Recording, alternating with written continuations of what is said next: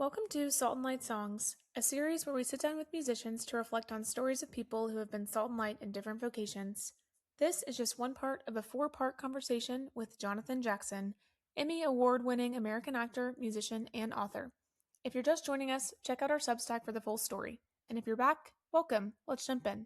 I really appreciate what you said about like legacy. I love to, I've been really encouraged by everything you've said. I grew up in a very um, rational focus and compartmentalized, not that, the arts, specifically in my church culture, and not that the arts don't have a place, but it's like it's this small specific place. It's not like, I loved what you said about how the arts is also a way to to engage with God, not just a means for interacting with God in a service or for your like emotional well-being, but it's a way of understanding God better. Like there's the mystery of God Mm.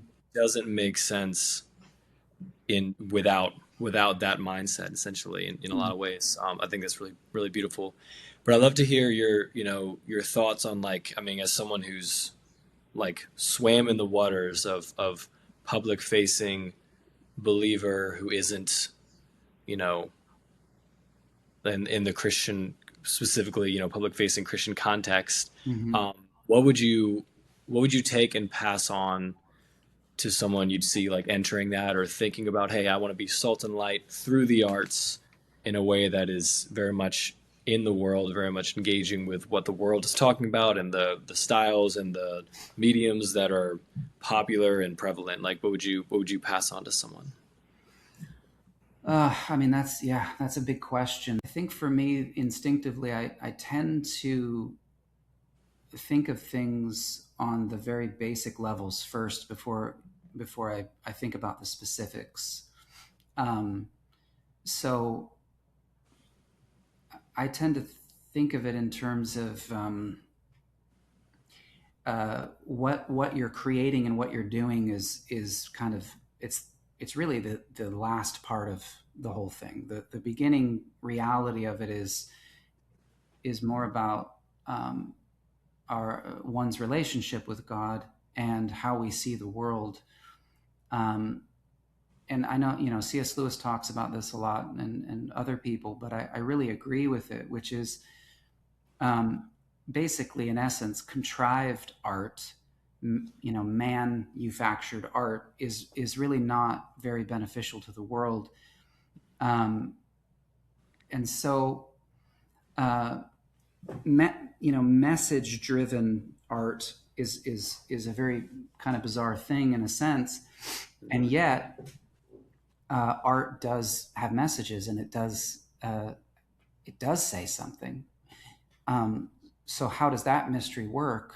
Um, and I think that what I would say to someone who's kind of entering into that reality is I would emphasize the state of their soul in relation to the world and in relation to God. And I mean, I've said this. My daughter's 20 and she's an actress and a singer, and what I would what I say to her often is, um, read great literature. If you can travel to other countries and experience other parts of the world, do it. Broaden and expand who you are as a human being. That will naturally come through your work. And again, it's that same thing where, like when I was teaching at the Theoria Film School, one of the things I would say to the students in the very beginning is film is not about film. It's about life. Acting is not about acting. It's about life.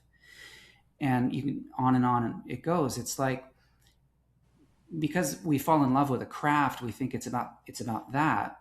And there's a lot of detail and work and things that go into any craft, but the essence of it is, in terms of the transformative potential of a work of art that comes through a craft, the potential for it to be transformative and revelatory, and again, a kind of apocalypse, an unveiling of something, that I don't think happens through focusing on the craft first and foremost. It happens through the artist, the artist himself experiencing these apocalypses, experiencing these transformative experiences and revelations, then whatever the person is pursuing, it's going to come out naturally.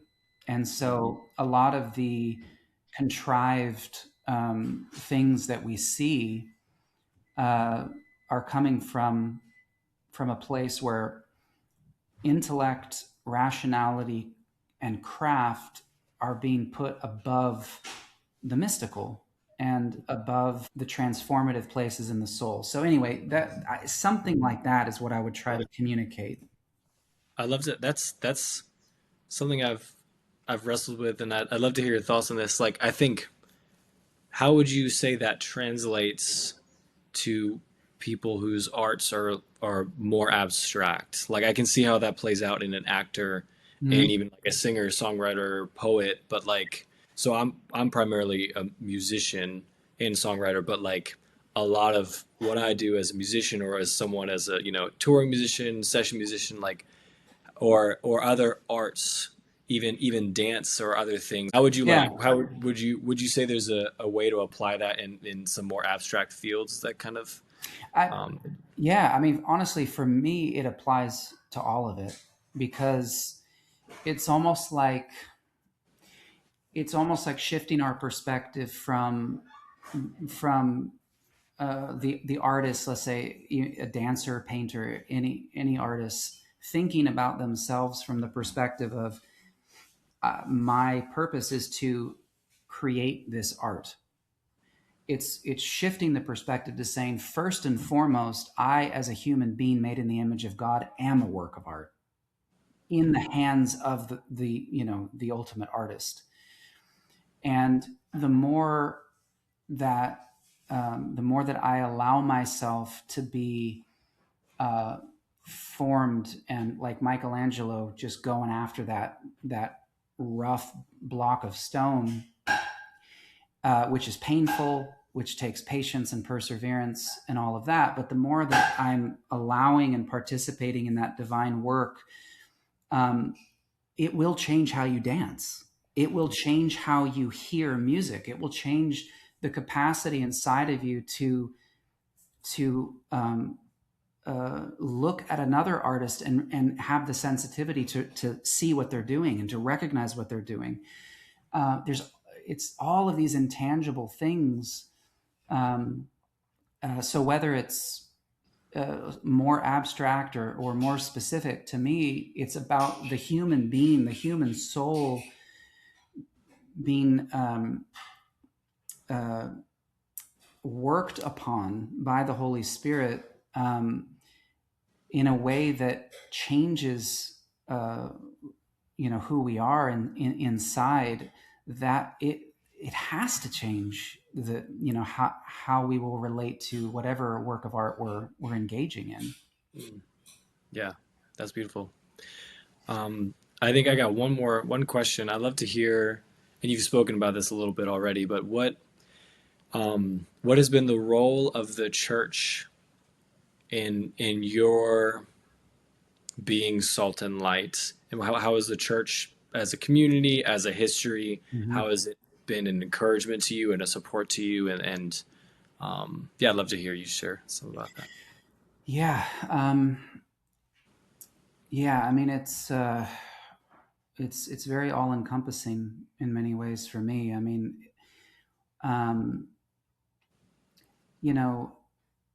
one of the things for me that I guess maybe deepened or shifted tremendously coming into the Orthodox Church was the sacramental reality of the Christian life.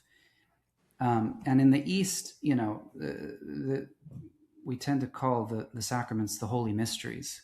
So right there, we're not talking about it in a completely understandable way, but the life in the church that is connected with the holy mysteries, it's like it shifts things on a very, very fundamental level, because w- without that engagement, for me, it's a lot of things about faith were idea driven. They were concepts and ideas that I certainly believed in and that changed my life and was, central to my life. But there was a different kind of incarnational reality to touching and tasting and smelling and seeing. It was like it was kind of entering into the sort of, not to get too philosophical on it, but like the sort of neo Platonic vision of a really strong divide between the spirit and the physical world. The Orthodox Church has a very sacramental view of those things, that when Christ resurrected, he resurrected in the body, and the Holy Spirit is poured out onto the world to sanctify the world. And there's a kind of latent Gnosticism, I would say, in our culture that wants to devalue the physical, devalue the body, devalue the difference of genders, devalue. It's a consistent kind of emphasis on only the spirit, only the unseen. And the historical faith within the Orthodox Church is sort of like marrying those two realities and saying, yeah, there's a deep mystery in the unseen, and there's the essence of God is completely unknowable, but we do touch God through his energies. We do, come and see, taste and see that the Lord is good. It's okay to have your senses involved in your faith. We cross ourselves, we prostrate, we fast, and all of those things is an affirmation that the body and the physical world is a part of this whole thing. It's a part of the redemption of the world. God actually became flesh and blood in order to redeem our humanity. So that's one of the I think core central things for me that I had never even really thought about very much growing up. But it took a lot of these incredibly powerful, beautiful things that I held dear and were central to my life, and gave me the permission to sort of and then also, even with time, even like the liturgical reality of the liturgical calendar is a really wild thing, because all of a sudden your week to week, month to month, year to year has a liturgical rhythm where it's almost like time itself is being redeemed, because you're not thinking about things conceptually, you are, but you're also engaging with these things on a physical level. And I think that the more technology takes over our lives, and the more that a kind of, again, utopian, rootless, future only thing tries to subsume everybody, it's more healing and comforting to be able to, and that includes going to Greece, going to Romania and Italy and Russia and Ireland, and visiting these holy sites where St. Patrick spoke. And we got to visit the tomb of St. Peter and the tomb of St. Paul last December in Italy. And, the blood and sweat and bones of our faith, connecting with all of that in a yet still completely mystical way that we can never fully understand. It's sort of, I don't know, it brings a kind of rootedness and a calm to the very difficult realm of faith. Yeah, that's really good. Thank you. You've been so generous with your time today. Thank you. And Thank we're you. looking forward to maybe a slight musical reflection that you might be sharing with us later on what Wendell Berry. I've followed you through several variations of your genre, so I don't know whether it'll be hard rock. You can do that almost more than anybody I've ever heard. When you did a little showcase for us years ago, you just blew out the room. It wasn't that big, and your sound was just really, really big.